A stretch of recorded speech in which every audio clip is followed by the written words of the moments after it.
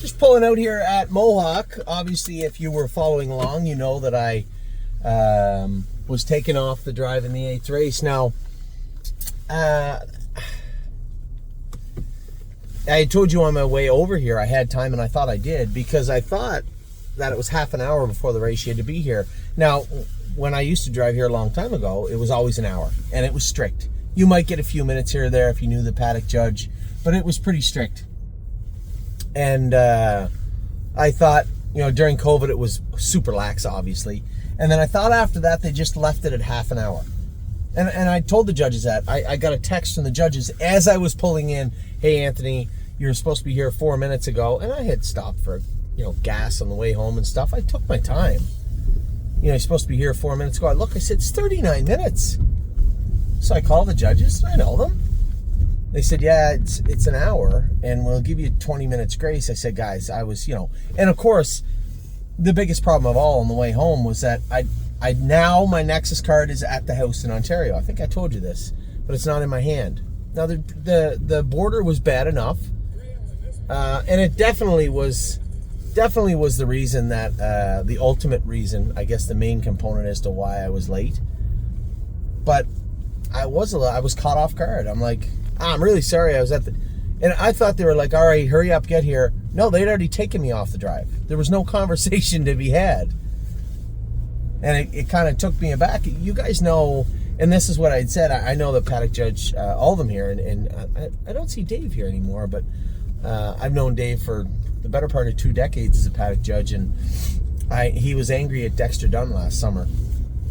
Dexter comes strolling in with a nice coffee at, I think it was half an hour then, because I'm sure it was 28 minutes. And Dave was like angry. And I said to Dave, and I laughed, and he got mad at me. And I said to Dave after, I said, Dave, you got to understand, there's no 30 minutes in the States, right? You guys know, you follow along, you follow me enough. I got to the Meadows today 17 minutes before race 1, or before my first drive in the 3rd. And I timed it so I would be there 20, 25 minutes before, and took my time. Stopped and got a drink. Because there was just no sense of urgency. So, and ultimately, I don't care. The filly raced great.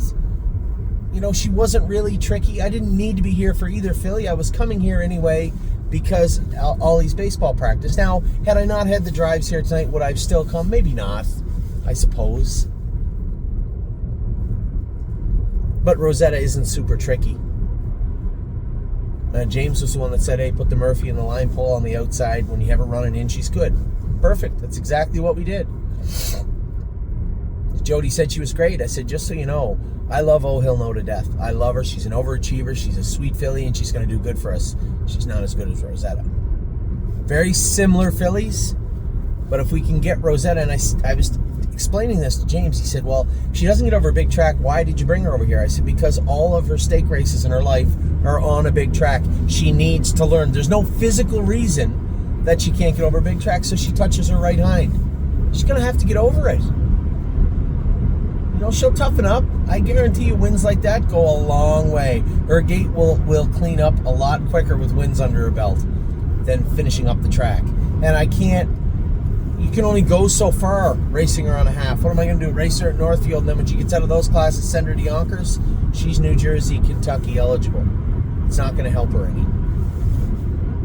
So that's why she's here, and that is exactly how I wanted to see her progress.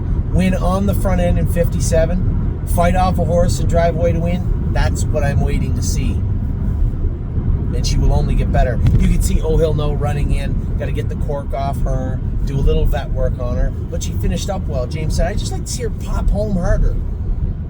I said, she will. She will. She's a nice filly.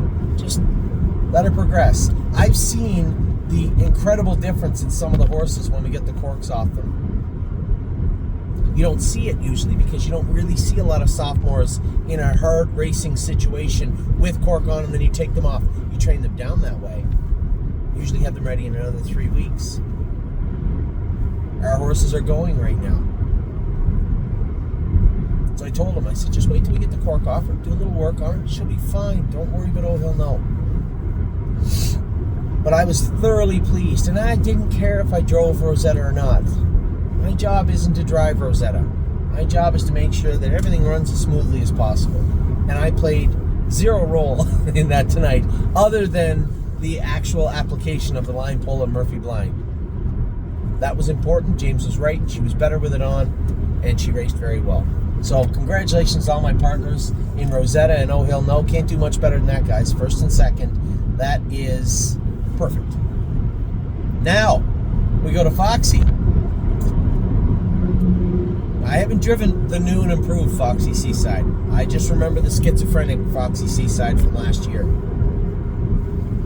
James said she's fine. She'll follow a helmet. Perfect. I go to go out of there, and I didn't want to push through and have James and Jody duck it. And now I'm left on the front end. She doesn't like the front end. I didn't want to take the risk of that because James is 1-5, but you know what he's like. And he already got done telling me that this filly was kind of soft getting ready, right? She wasn't really screwed down tight.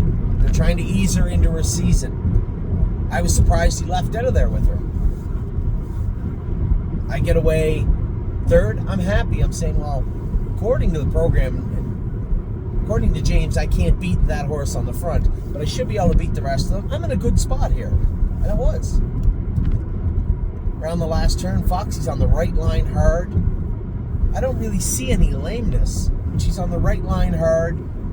As we come out of the turn, I kind of shake her off, and I go to come to the outside, but she doesn't want to pass that horse. She's doing all she can. She's spinning her wheels. I can see it. I don't mean literally. I mean metaphorically. She's not advancing.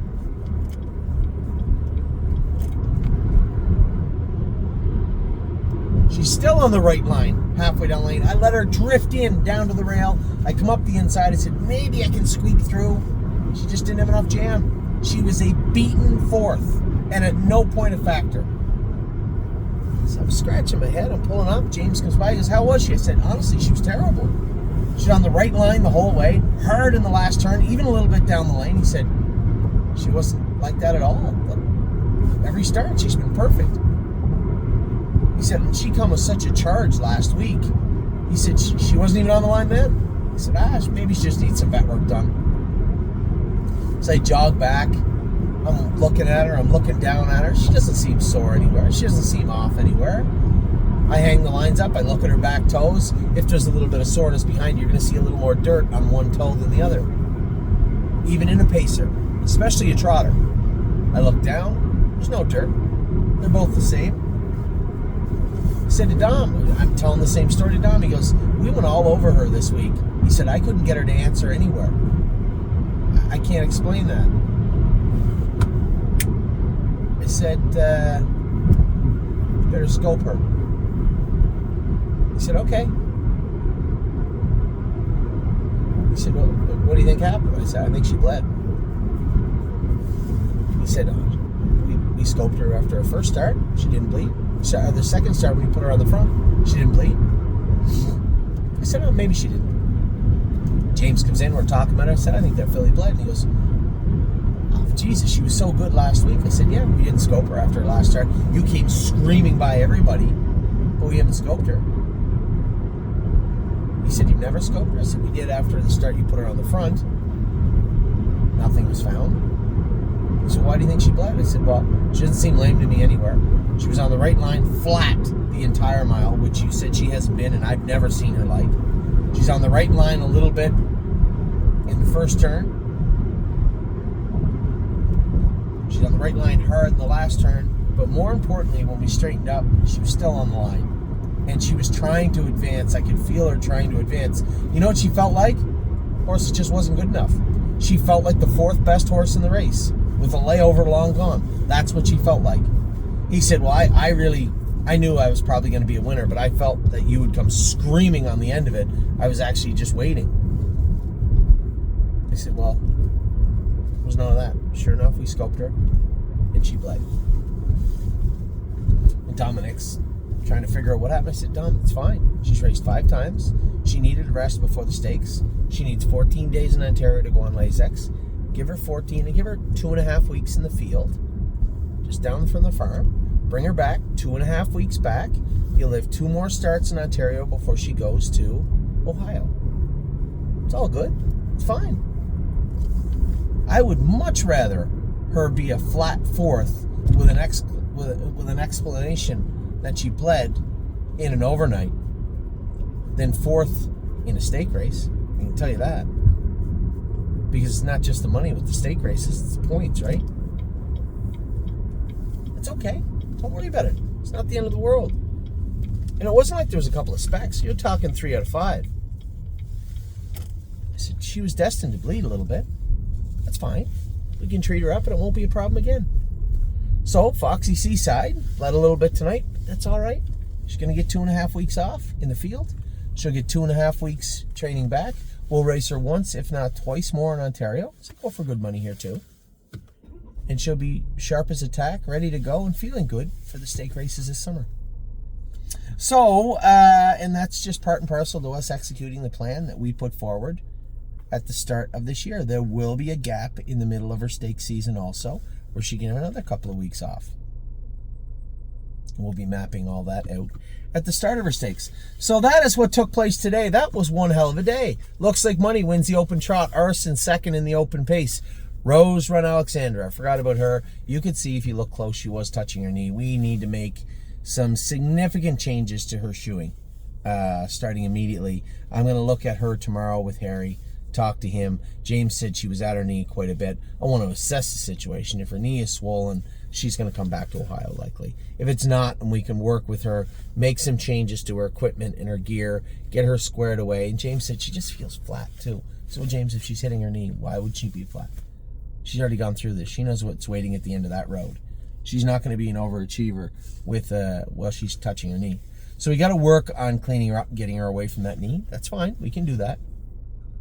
Oh, He'll Know was tremendous. Rosetta was absolutely fantastic, the best mile of her life. And Foxy Seaside was as good as she could be tonight. She'll regain her form quite quickly. So that's what took place today. You're all caught up. Tomorrow morning, 7:45, I train the babies with James and Dominic, Johnny and Danny. Then I come to Mohawk. I'm going to train Chicago Hall and Resolve Indeed with James also. I'll give you an update after all that takes place. I'll talk to Jason about how things went in Ohio. I'll go to Ohio, I'll race in Ohio, and you'll be all caught up again. Take care. It's been a long day, but you know what? A pretty fruitful day. Everything went almost as good as it could. Don't worry for my partners in Rose and Alexander. I don't mean to be dismissive. We will fix her. We've seen this before. I know exactly what we have to do, and we'll execute it starting tomorrow.